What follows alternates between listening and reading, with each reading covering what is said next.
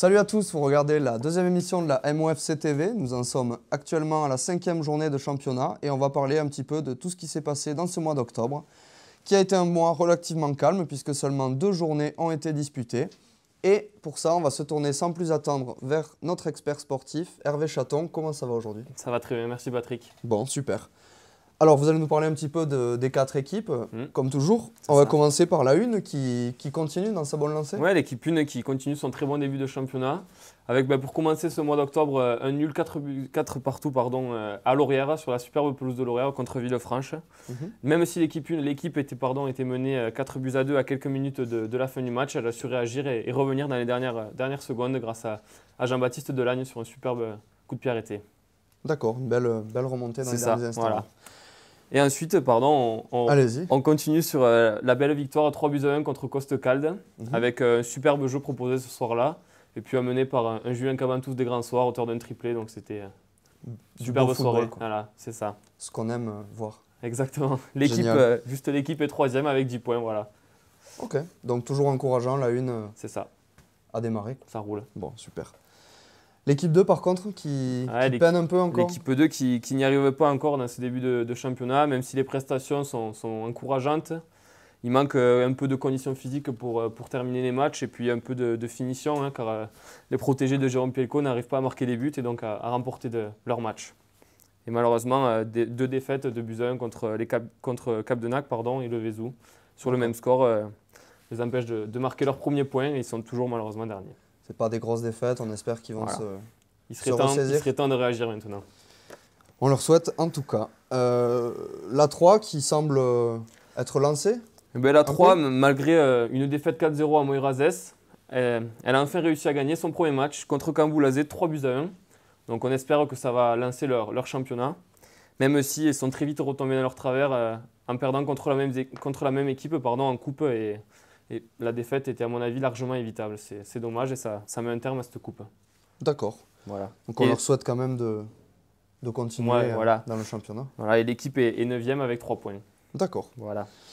Et enfin, l'équipe 4 l'équipe 4, on pensait que c'était la bonne surprise de ce début de saison, mais finalement ce mois d'octobre est venu un peu le couper dans leur élan avec 2 défaites à l'extérieur, 3-1, la première contre Villecontal et la deuxième contre Soulages malheureusement, 2-1. C'est dommage, ça casse la bonne dynamique et l'équipe se retrouve 8e avec 3 points. En espérant qu'ils ne se laissent pas abattre. Abattre, exactement. D'accord, donc c'est tout à peu près pour le mois d'octobre. Merci Hervé, on se retrouve un petit peu plus tard pour les matchs à suivre en novembre. Ouais, à tout à l'heure. Et à tout à l'heure, bien sûr. On enchaîne tout de suite avec l'actu du mois et on commence par un record insolite, celui du match le plus court de l'histoire du football amateur, qui a été établi par Edmond Domergue, qui n'aura joué que 6 secondes lors du match opposant l'équipe Fagnon de la Méridienne d'Olt à Costecalde de l'Estrade.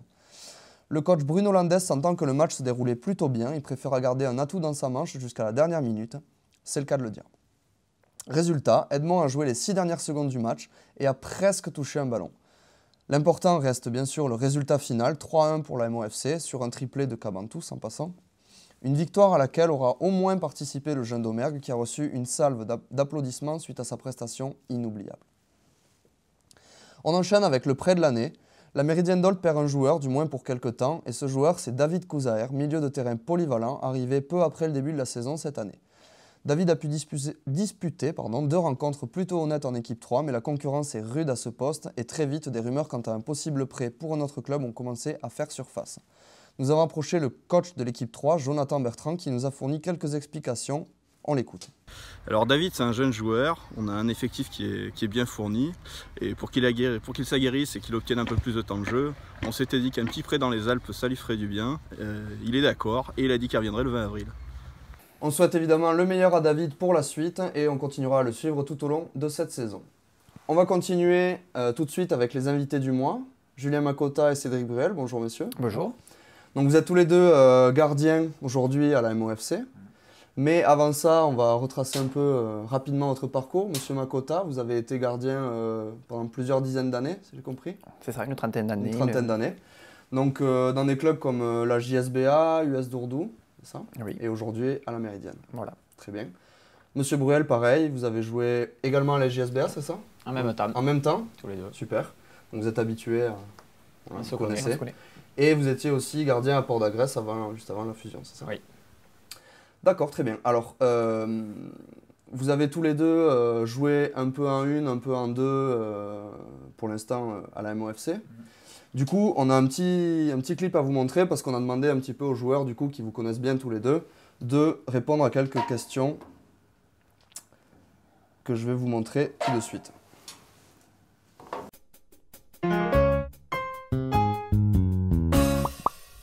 Celui qui a le plus de gueule sur un terrain. Mako. Mako. Mako. Mako. Mako. Mako. Mako. Celui qui fait les arrêts les plus spectaculaires. Mako. Mako, il a fait trop. Ouais, Mako. Mako. Bruel. Bruel. Mako. Makota aussi. Bruel. Bruel. Celui qui a le moins de goût vestimentaire. Mako. Mako. On est sur du Mako encore. Bruel. Bruel. Bruel. Mako. Bruel. Les deux. Mako. Mako. La dernière question, c'est la plus belle coupe de cheveux. Ah, Bruel. Bruel, comme moi. Mignon. Cédric. Bruel. Ah, c'est vrai, j'adore les cheveux. Bruel. Intérieurement, c'est Bruel. Extérieurement, c'est Mako. Ah, mais là, Mako. Bruel, bien sûr. Mako. Ah, Bruel.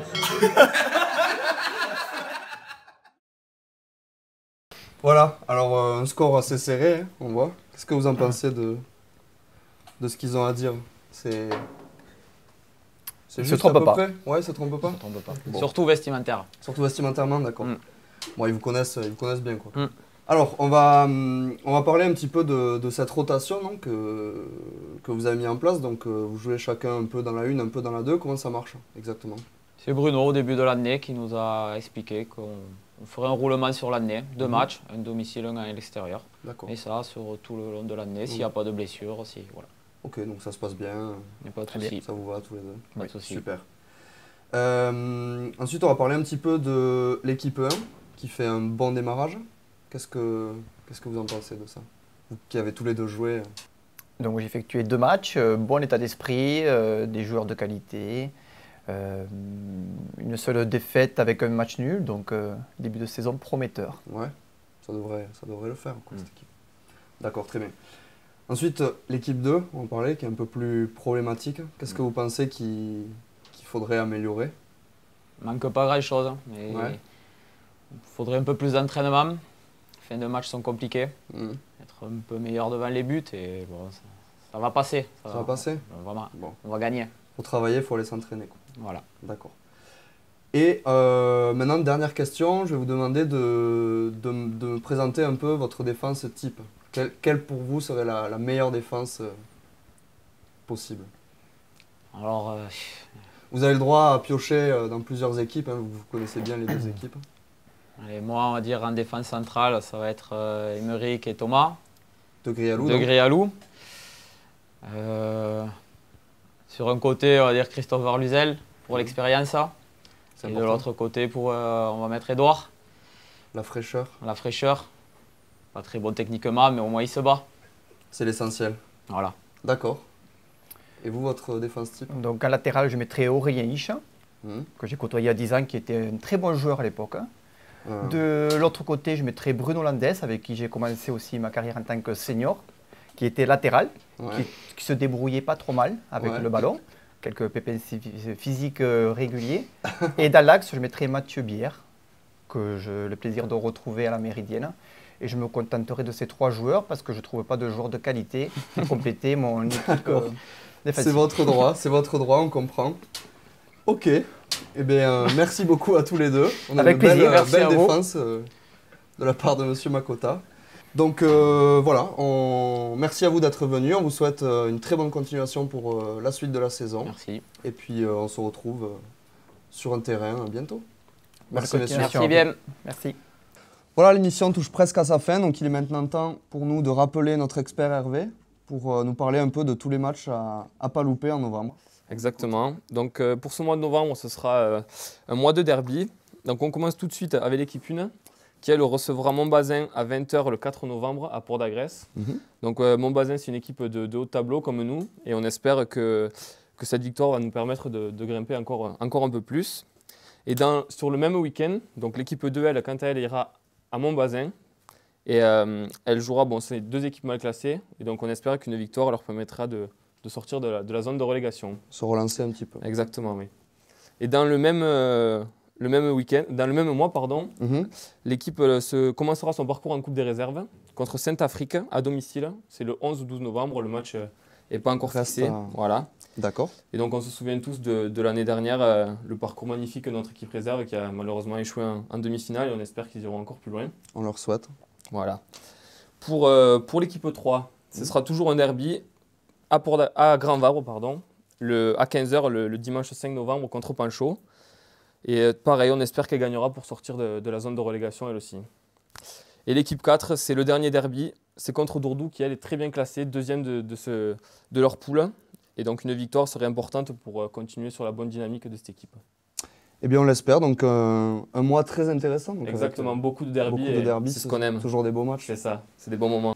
Très bien, on va passer tout de suite à notre prochain invité qui est notre expert festif de la Méridienne. Donc sans plus attendre, on va l'accueillir, Mathieu Bière. Bonjour. Bonjour Mathieu. Bonjour. Bonjour Mathieu, bienvenue. Merci. Expert festif, donc un titre que vous n'avez pas volé puisque ça fait près d'une dizaine d'années que vous êtes à la tête de la buvette du club. Ouais, par là. Et là, vous allez donc nous parler du prochain grand événement festif qui sera donc, si j'ai bien compris, un déjeuner. C'est ça. C'est ça. Donc le fameux déjeuner méridienne de décembre. Donc il aura lieu le dimanche 3 décembre à la salle des fêtes d'Allemont-les-Junis. D'Allemont-les-Junis, d'accord. Ouais. Et alors, qu'est-ce qu'on peut manger à ce déjeuner? Alors, on peut manger en entrée un manchon de canard. Ensuite, au choix, soit tripou, soit tête de veau. D'accord. Voilà. Ensuite, choix difficile. Oui, tout à fait. Les deux sont excellents. Oui. Une part de fromage, une part de pompe à l'huile, un petit café et le pouce-café comme d'habitude. D'accord, très bien. Et du vin à table, donc. Oui, ouais, voilà. C'est ça. À préciser d'ailleurs, entre parenthèses, que l'alcool est dangereux pour la santé et qu'il faut le consommer avec modération. Et qui c'est alors qui nous prépare tous ces bons... Alors au fourneau, on retrouvera comme chaque année Alain Poujade. Le grand Alain Poujade. Voilà, c'est avec ses assistants. Ouais. Hervé, Waldes, Yvan Andrieux, Jérôme Trissac. Voilà, pour citer une partie de l'équipe. D'accord, très bien. Alors, à noter juste donc, à la buvette, donc je suis toujours accompagné de Benoît et de Hervé. D'accord. Benoît et Hervé. Bière. Hervé Bière, c'est pas également. moi. Voilà. On peut le préciser quand même. Ouais, il faut le préciser. D'accord, merci beaucoup Mathieu. Donc, on se retrouve à ce déjeuner le 3 décembre. Donc. Voilà, donc venez nombreux. Voilà, l'émission touche presque à sa fin. Avant de se quitter, on va accueillir un de nos sponsors, monsieur Lionel Rolls. Bonjour Patrick. Bonjour monsieur Rolls, comment allez-vous? Très très bien, merci. Qui vient nous présenter un lot à gagner pour un prochain jeu concours. Je vous en dirai plus tout à l'heure. Eh bien, Bérangère et moi-même, on est très fiers au nom du restaurant Rolls à Allemont-les-Junis, capitale de l'Estaufinade bien sûr, de remettre en jeu ce maillot à l'effigie du restaurant. C'est une grande fierté. Merci à vous donc, de proposer ce maillot à gagner. Le jeu concours sera ouvert à tout le monde. Les modalités vous seront dévoilées sur la page Facebook au courant du mois de novembre. Et les gagnants seront annoncés dans la prochaine émission qui sera cette fois-ci pas le premier vendredi du mois, mais à la fin du mois de décembre. À cause de la trêve, ce sera une émission spéciale avec plein d'invités, des surprises, des cadeaux. En voilà un. Et voilà, donc en attendant, on vous remercie de nous avoir suivis si nombreux pour la première émission. Vous avez été plus d'un millier à regarder la chaîne, ça fait vraiment plaisir. Continuez à vous abonner à notre page YouTube, à notre Facebook et à notre Snapchat. Et on se retrouve avec grand plaisir pour la prochaine émission fin décembre. Si je peux me permettre, s'il vous plaît, une petite pensée à Francis qui vient de nous quitter, un fervent supporter du club qui aurait été fier de me voir remettre ce maillot. Exactement. Et qui était toujours là pour accueillir les joueurs pour les après-matchs. Tout à fait, une grosse pensée émue à Francis Martin. Voilà. Merci Monsieur Rolls. Avec plaisir Patrick. On va dire au revoir aussi à Monsieur Chaton, je vous laisse le maillot. Merci Hervé. De rien. On se retrouve la prochaine fois. Hervé. En attendant, rêvez grand, rêvez bleu.